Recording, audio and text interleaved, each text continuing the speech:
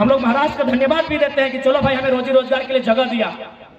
बिल्कुल हम लोग महाराष्ट्र के अलावा उन तमाम राज्यों का, बाकायदा बिहार और यूपी क्यों न रहे, अगर हमारे मजदूर वहां पटना में, इलाहाबाद में रहकर मजदूरी करते हैं, उनका हम धन्यवाद देते हैं, क्योंकि हमें मालूम है वो राज्य हमारा नहीं है, अब तो हमें वहाँ राज्यवासियों का अधिकार नहीं मिलेगा।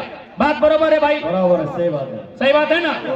यानी अगर हम कहें कि महाराष्ट्र मराठियों का है, कोई दिक्कत नहीं, गुजरात गुजरातियों का है, कोई दिक्कत नहीं, बंगाल बंगालियों का है, कोई दिक्कत नहीं, बिहार बिहारियों का है, बरोबर है? तो अगर हम कहें झारखंड झारखंडियों का है तो दिक्कत होना चाहिए। आप बनाएंगे कौन है इसके लिए? आप देखिए यहाँ महाराष्ट्र के एक भाई हैं, पूछिए इनसे। हमारे आपके महाराष्ट्र में हमारे 5 लाख लोग रहते हैं, आप तो खुद सतारा में हैं, आप खुद बताइए वो कैसा रहते हैं। 1 मिनट बता दीजिए किस प्रकार का कमरा है और क्या काम करते हैं। 10 बाय 10 खोली में वो अपना बीबी बच्चे पढ़ाई। सुन लीजिए, 10 बाय 10 के रूम में बीबी बच्चों के साथ रहते हैं। 10 बाय 10 बुझा वो, यानी 2 आदमी सुतवार घरवा में हटा जी को 10 बाय 10 के। इन्हें हम कोनो बोलने के लिए प्लानिंग करके नहीं लाए हैं, ये बल्कि ये स्कूल चलाते हैं, संस्था चलाते हैं, इनके पास भी बहुत सारे झारखंडी नौकरी करते हैं ना भाई। या हमारे जो भाई है सुनील माने साहब, संजू जी माने हमारा दूसरा भाई है, वहाँ नौकरी करते हैं। बात बरोबर है? बरोबर है। 10 बाय 10 के कमरे में, सुन लीजिए, 10 बाय 10 के कमरे में एक मराठी भाई यहाँ खड़ा होकर बोल रहे हैं, आज 50,000 की भीड़ में बोल रहे हैं कि जो झारखंडी वहाँ रहते हैं 10 बाय 10 के कमरे में, उसी कमरे में पत्नी भी रहती है। हाँ, पत्नी भी रहती है, बच्चे भी रहते हैं, सगे वाले भी रहते हैं, सगे वाले भी रहते हैं, वाले आएगा नहीं वो भी उधर रहता है। 10 बाय 10 के कमरे में पूरा परिवार रहता है। हमारी लड़ाई कैसे गलत है भाई? कौन हिसाब से गलत है?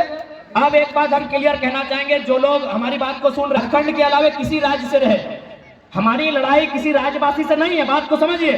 हम बात कर रहे हैं 1932 खतियान की। अब सवाल है कि 1932 का खतियान का मतलब ये थोड़ी है कि जो लोग खतियान है, ऐसा किसने कहा आपको? बिल्कुल नहीं।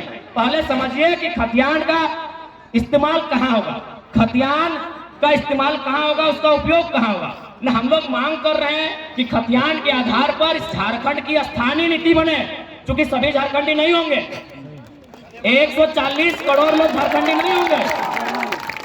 बात को समझिए, जितने भी गैर झारखंड के लोग यहाँ रहते हैं और अपने राज्य में भी, यानी दोनों राज्य में रहते हैं, बात को समझिए।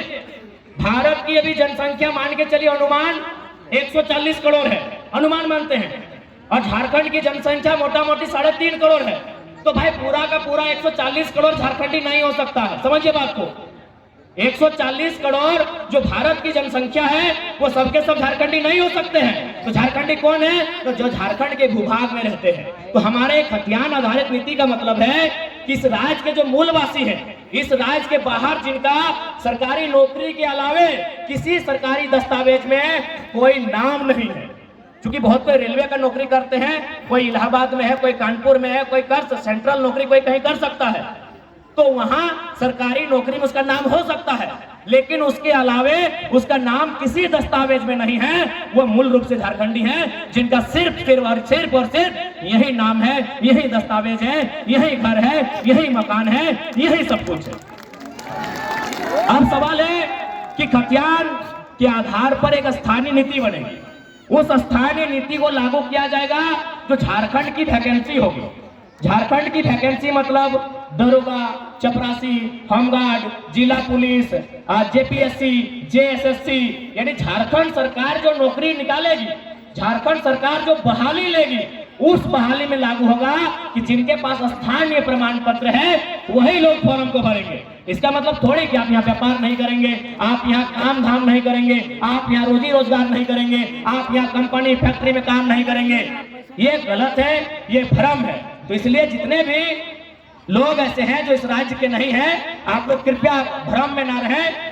हमारा मांग क्या है, हमारा आंदोलन क्या है, उसकी असलियत को समझने का काम करें। और मैं बिल्कुल कहता हूं, जो